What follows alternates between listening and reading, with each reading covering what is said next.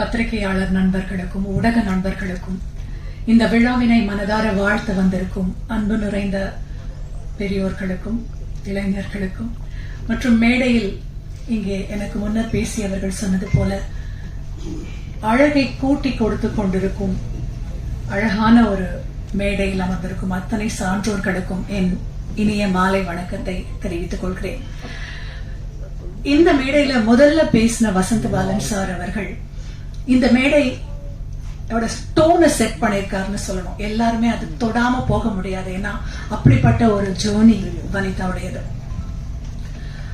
வனிதா பத்தி நான் வியக்கிற ஒரு விஷயம் அப்படின்னா, எனக்கு அவங்களை எப்போல இருந்து தெரியும்னு சொல்லிடலாம். அநேகமா நான் அவங்களுடைய முதல் செலிபிரிட்டி ஃப்ரெண்டா இருந்திருக்க கூடும். எனக்கு அவங்க 18 வயசை தொடர்றதுக்கு முன்னாடியில இருந்து எனக்கு அவங்களை தெரியும். ஒரே ஜிம்முக்கு போயிருக்கோம். சோ இவங்க எப்பவுமே தன்னுடைய வாழ்க்கையை அவங்க நல்லா இருக்கணும், இவங்க நல்லா இருக்கணும், இவங்க சரியா இருக்கணும், இவங்க அப்படின்னு தன் சுற்றம் தன் சொந்தம் மட்டும் இல்லாம தன் நட்பும் அவங்க நல்லா இருக்கணும்னு மனசார நினைக்கிற ஒரு லேடி. எப்பவுமே அவங்கள சுத்தி இப்போ இத்தனை பேர் அவங்க ஒரு படம் எடுக்கும் போது நானும் வரேன், நான் பண்றேன், நான் இருக்கேன் அப்படின்னு நிக்கும் பொழுது யூ கேன் see எவ்வளவு நல்ல ஒரு இதயம் அந்த பெண்ணுக்குள்ள இருக்குன்னு சொல்லி ஒரு அழகான ஒரு உதாரணம் ஒண்ணு உங்களுக்கு சொல்லிட்டு நான் என்ன நிறைய பேர் பேசணும்.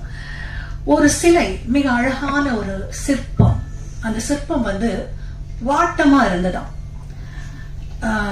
அந்த கதைக்கு போறதுக்கு முன்னாடி அவங்க கிட்ட நான் வியக்கிற விஷயத்த நான் சொல்லிடுறேன்.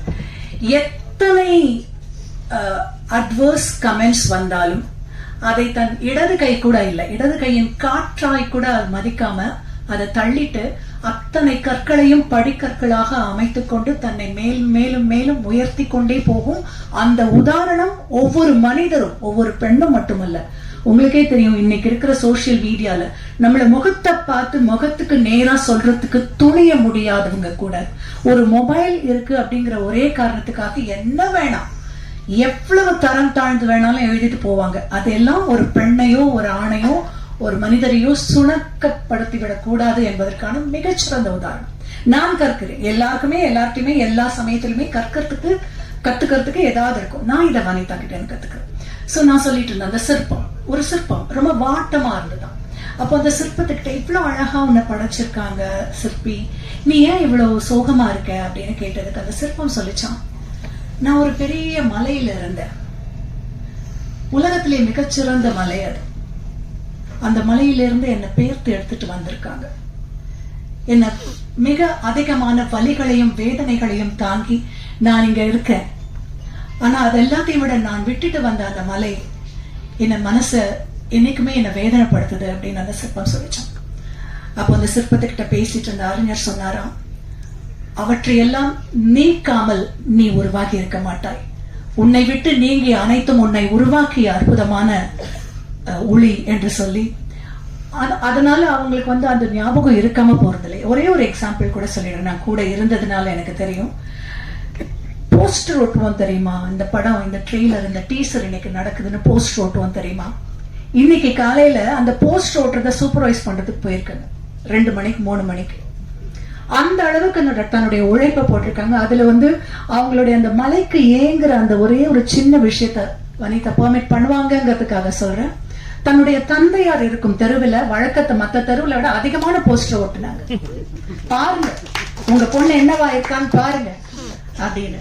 Vanitha, you will make your parents, வெளியில சொல்லலனாலும் you will make them proud and your mother from above will bless you through and through, Vanitha, and all the best.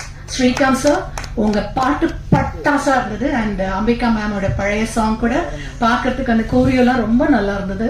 Shakeela ஒரு புதிய அவதாரத்துல நீங்க பார்க்க போறீங்கன்னு நினைக்கிறேன். அவங்க காமெடி பண்ண நான் பார்த்தது கிடையாது. நேர்ல எவ்வளவு கலாட்டா பண்ணுவாங்களோ அதெல்லாம் பக்கத்துல இருந்து பார்த்து ரசிச்ச வனிதா அந்த காமெடி சைட வெளியில கொண்டு வந்திருக்காங்கன்னு நினைக்கிறேன். இந்த படம், இந்த ட்ரெய்லர் பார்க்கும்போது இத கண்டிப்பா பார்க்கணுங்கிற ஒரு ஆர்வத்தை ஏற்படுத்தியிருக்கு. ட்ரெய்லருக்கே இவ்வளவு மெனக்கெட்டு இருக்காங்கன்னா படத்துக்கு எவ்வளவு மெனக்கெட்டு இருக்காங்கன்னு சொல்ல வேண்டாம். Thank you everybody.